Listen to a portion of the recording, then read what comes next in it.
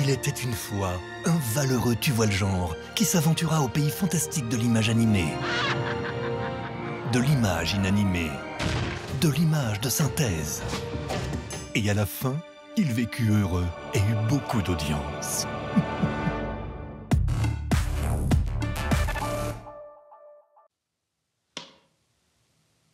Hey, Poodle, here she comes! L'Empire Disney, tout le monde connaît, mais qui était son créateur? Derrière le génie visionnaire et l'intransigeant chef d'entreprise se cache un travailleur acharné qui a façonné sa carrière à la force du poignet. Ce documentaire passionnant revient sur le parcours de ce perfectionniste. Réalisé par Sarah Colt, Walt Disney l'Enchanteur fourmille d'images d'archives et de témoignages de proches collaborateurs. Un portrait de près de 4 heures qui retrace de façon chronologique la vie riche et mouvementée de ce maître du divertissement. En voici les quelques dates clés. 5 décembre 1901.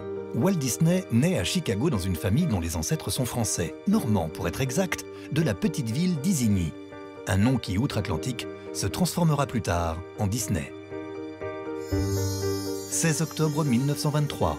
Walt et son frère Roy fondent la société Disney Brothers Studio afin de développer la série des Alice in Cartoonland. Des courts-métrages mêlant prise de vue réelle et animation que Walt Disney a réussi à vendre au studio Winkler Pictures. En janvier 1927, le contrat des Alice arrive à échéance. Le distributeur Charles Mintz demande alors à Disney de concevoir un nouveau personnage. Le marché de l'animation étant saturé de chats en tout genre, Walt propose un lapin du nom d'Oswald. Le succès est immédiat, à tel point que le distributeur fait valoir ses droits sur Oswald. Du jour au lendemain, Disney est dépouillé de son lapin et d'une grande partie de son équipe d'animateurs. Trahi et blessé, il jurera de revenir sur le devant de la scène avec un personnage encore plus emblématique. 18 novembre 1928, la projection de Steamboat Willie abasourdit le public new-yorkais. Après de multiples recherches avec son complice Ub Iwerks, Walt Disney crée Mickey Mouse et le met en scène dans le tout premier court-métrage animé avec son synchronisé. À l'avènement du cinéma parlant, une telle réussite est prodigieuse. La petite souris futée et combative devient rapidement la coqueluche des États-Unis et reste à jamais l'alter ego de Walt Disney. 21 décembre 1937, le tout Hollywood est réuni pour une avant-première historique. Voilà plus de 3 ans que Disney porte ce projet titanesque à bout de bras face au scepticisme des investisseurs, des animateurs et même de son propre frère. Slave in the magic mirror, come from the farthest space. Premier long métrage d'animation sonore et en couleur, Blanche-Neige révolutionne le 7e art. Passer du rire à l'émotion avec des dessins en mouvement n'avait jamais été fait auparavant. Le pari était audacieux, il est relevé haut la main avec à la clé un Oscar d'honneur. Un prix de consolation pour Walt qui déplore que l'animation ne puisse concourir dans la catégorie meilleur film. Aren't you proud of it, Mr. Disney? Why, I'm so proud, I think I'll bust. 13 novembre 1940, Fantasia sort sur les écrans américains. Après Pinocchio, Disney souhaite élever l'animation au rang d'art et se défend de faire de simples dessins animés. Ses œuvres se veulent ambitieuses et innovantes, à l'image de ce film expérimental qui ne rencontre pas son public. Si la sortie de Dumbo remet le studio sur les rails, le 29 mai 1941, Disney accuse un nouveau coup dur. Depuis quelque temps, les syndicats négocient de meilleures conditions de travail à Hollywood et ont pris en grippe les studios Disney. Contestant l'attitude trop paternaliste du patron, les employés se mettent en grève. Désemparés par ce comportement qu'ils jugent ingrat, Disney doit rompre avec l'esprit communautaire auquel il aspirait. If you're not progressing as you should, instead of grumbling and growling, do something about it. Un accord est finalement trouvé avec les grévistes, mais rien ne sera plus comme avant. Moins impliqué au studio, Disney tournera sa créativité ailleurs. Sur ses fonds personnels, Disney crée Wed Enterprises le 16 décembre 1952. Une structure visant à concevoir le village de Mickey, un monde idéalisé dans lequel parents et enfants s'amuseraient ensemble. Ce projet audacieux, Disney le finance en vendant une émission hebdomadaire à la chaîne de télé ABC. We hope that through our television shows that you will join us and take part in the building of Disneyland, and that you will find here a place of knowledge and happiness. 17 juillet 1955, Disneyland ouvre ses portes. 11 km de bouchons et des visiteurs par dizaines de milliers. L'inauguration est un triomphe. En seulement un an, cet univers féerique est sorti de terre et malgré les nombreux couacs, le parc fait fureur. Let's go into Fantasyland and have some fun. Goodbye, folks. Le 27 août 1964 voit se concrétiser le dernier grand défi de Disney. Un projet qu'il mûrit depuis près de 20 ans. Révélant Julie Andrews et Dick Van Dyke, Mary Poppins est autant un succès public que critique. Son récit, son animation, ses effets spéciaux et ses chansons en font un véritable phénomène de société.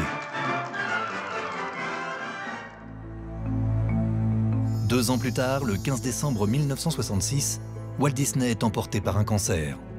Le monde entier est en deuil. L'année de sa mort, 240 millions de personnes ont déjà vu un de ses films et près de 7 millions ont visité son parc. Une réussite phénoménale et un héritage qui continue de nous émerveiller encore aujourd'hui.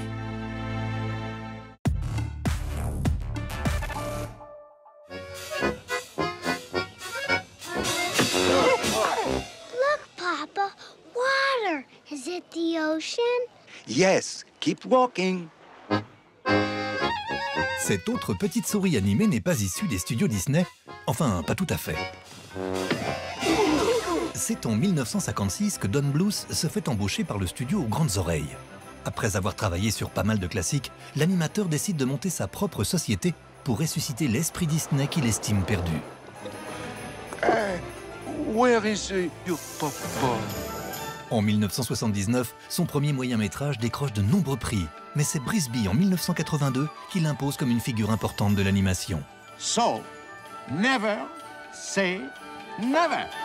Ébloui par sa technique, qui rend hommage à l'animation fluide et tout en rondeur des années 40, Steven Spielberg le contacte et lui propose de produire un projet commun, Fievel et le Nouveau Monde, aujourd'hui disponible en version restaurée.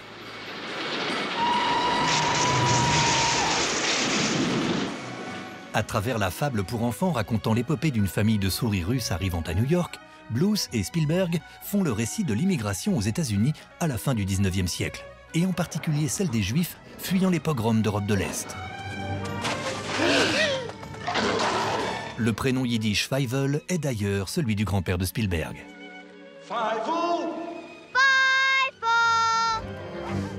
Proche de l'étude sociologique, Fievel dépeint avec minutie le melting pot new-yorkais et le contexte social de l'époque.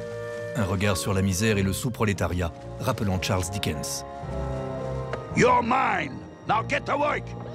You, what are you looking at? Back to work. Ne reculant devant aucune noirceur, Bluth est même freiné dans son élan par Spielberg. Le producteur raccourcit notamment une scène de naufrage, jugée beaucoup trop sombre pour un jeune public.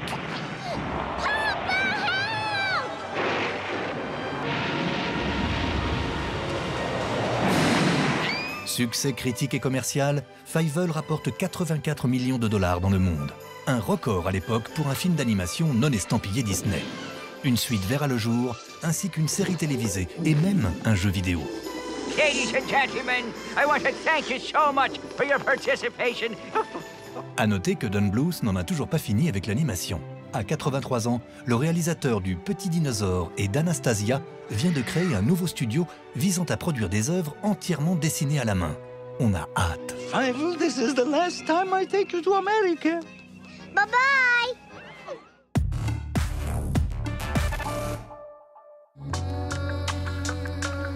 George Bess a la BD chevillée au corps.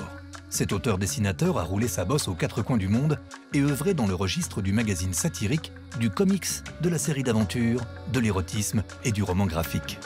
Ancien collaborateur d'Alejandro Jodorowsky, ce touche-à-tout revient aujourd'hui avec Amen, un récit de science-fiction sur fond de colonisation intergalactique, librement adapté du roman Au cœur des ténèbres de Joseph Conrad.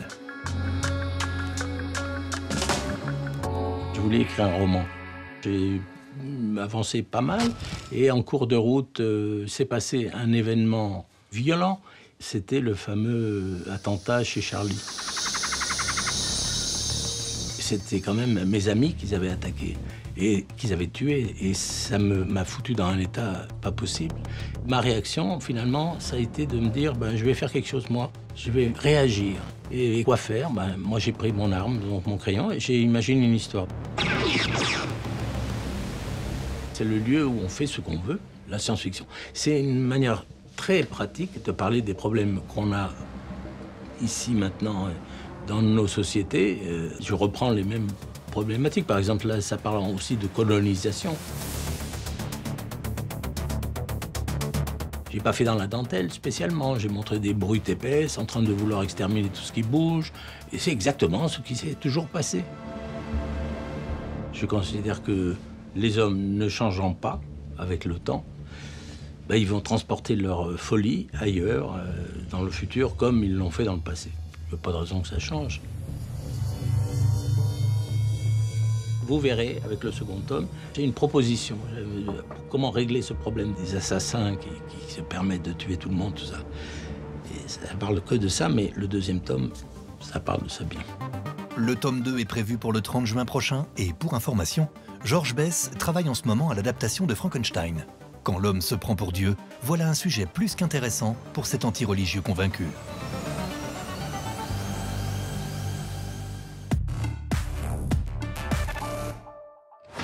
Petit résumé de la situation. Je m'appelle Raya. Notre pays est en guerre depuis toujours. Notre peuple ne parvient pas à s'entendre. On a commencé l'émission avec les origines de la firme Disney. Voilà qu'on la termine avec son actualité. Ma fille, je veux croire que l'esprit de Kumandra est toujours là. Mais quelqu'un doit faire le premier pas. Pour son 59e long métrage animé, la boîte de Mickey nous fait voyager en Asie du Sud-Est, dans des contrées imaginaires où une guerrière solitaire se met en quête du dernier dragon afin de restaurer l'harmonie sur Terre, tu vois le genre. Il faudra être très prudent. Nous ne sommes pas les seuls sur le coup. Co-réalisé par Don Hall, précédemment oscarisé pour Les Nouveaux Héros, Raya et le Dernier Dragon promettent un savant mélange de tradition, d'humour et de grands spectacles. Vous allez me suivre, toi et la pierre de dragon. Mon épée me dit qu'elle n'est pas d'accord. Et nous, notre petit doigt nous dit qu'un nouveau Tu vois le genre vous attend la semaine prochaine. Et ce sera du lourd.